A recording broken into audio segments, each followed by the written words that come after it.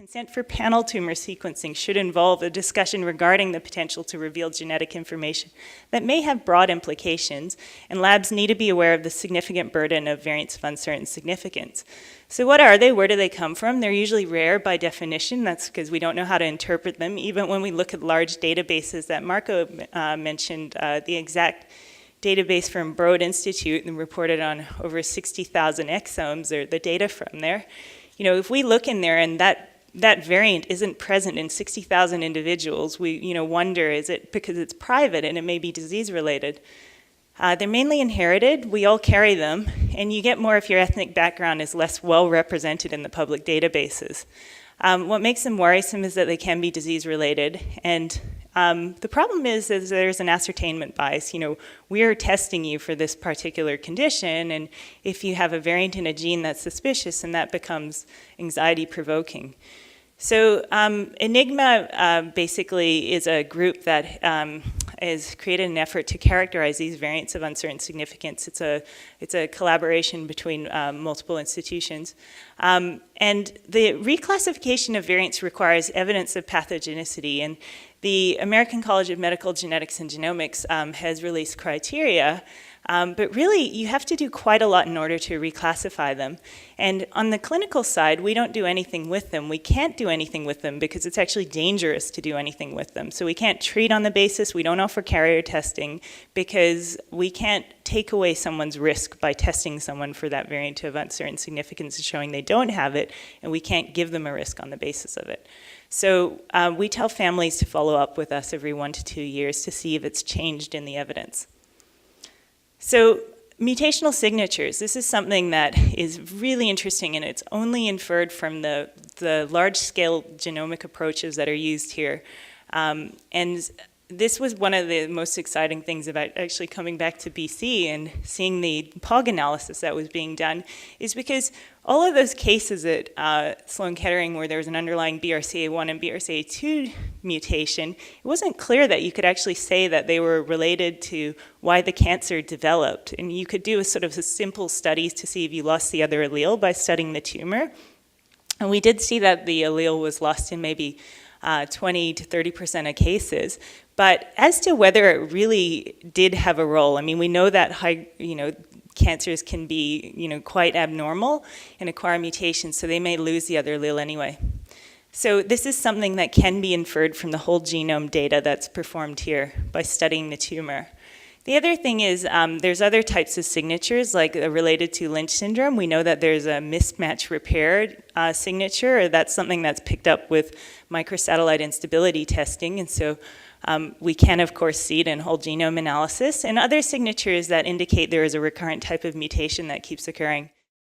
So beyond cancer susceptibility, we're looking at germline. There's other things you can see, like drug metabolism, response to therapy, and side effects. So if you consider that we're giving drugs, there's actually people who have different genetic backgrounds, and those might basically change or alter the way that they metabolize drugs.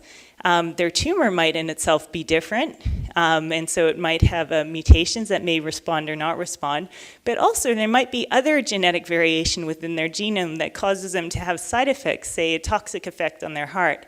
And so this information is also potentially available from doing germline genome sequencing.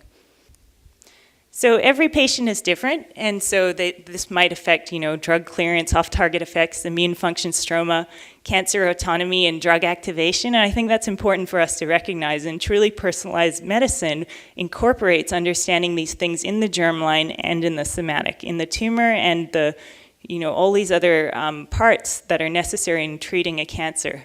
How do I think it plays into the hereditary cancer assessment? Well, here we've got families. They've got an autosomal dominant, or more so on the left side, looking predispositions to cancer. The black ones are the circles are the female, squares are the males, and the ones in black are the ones affected by cancer. You can see early ages of onset here.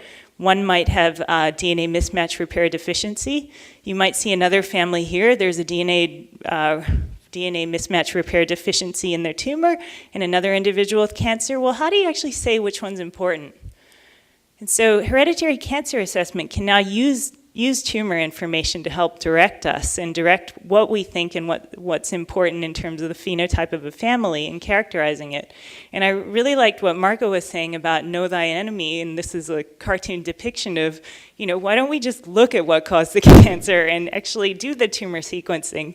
So, we make all these assumptions and we look at patterns, but for me, the most exciting thing about all of this is the fact that we can study paraffin samples, we can study tumors, and actually look at a reason of an acquired mutation that explains why a tumor occurred in a family. And then perhaps we can take them out of the hereditary assessment. And in this case, if we don't find a germline mutation, we don't have to make the family go on to have intensive screening, because we actually understand that it was a somatic or acquired mutation that caused the cancer. And that part, I find there's huge utility in what we're doing.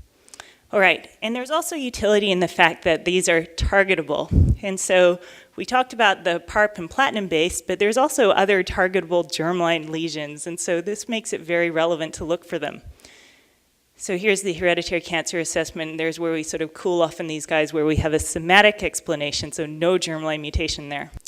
Okay, so this is a diagram. You can't see what happens, but what it implies is that we actually pay attention and we go through a secondary look for those germline variants. The ones in particular, we take a really good look at the ones that we're offering that 14 gene panel for, but also do an extended look for other genes that are related to cancer susceptibility.